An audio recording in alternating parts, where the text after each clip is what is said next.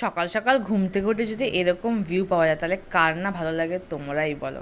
এরকম মানে বেসিক্যালি যখন মানুষ ঘুরতে যায় তখন এরকম বাইরে সুন্দর দৃশ্য পায়, বা দূরে পাহাড় দেখা যাচ্ছে, মানে ভালো করে বৃষ্টি এসে গেছে, মানে অসাধারণ ওয়েদার ছিল। ঘুম থেকে উঠে একদম মন ছিল না অফিস যাওয়ার, বাট যেতে তো হবেই, আজকে শ্বেতার বার্থডে বলে কথা।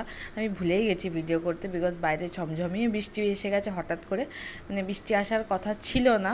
আমরা সেই হিসেবে উইদাউট ছাতা চলেও এলাম, আর এসে দেখলাম এখানে বৃষ্টি হচ্ছে। অ্যান্ড বৃষ্টিটা এনজয় করার সাথে সাথে এখানে পনির আর রুটিটাও খেয়ে নিলাম, শ্বেতার ট্রিট যেহেতু। আর এখানে এখন সব কিছু লাগিয়ে দিল যাতে বৃষ্টির ছাট না আসে।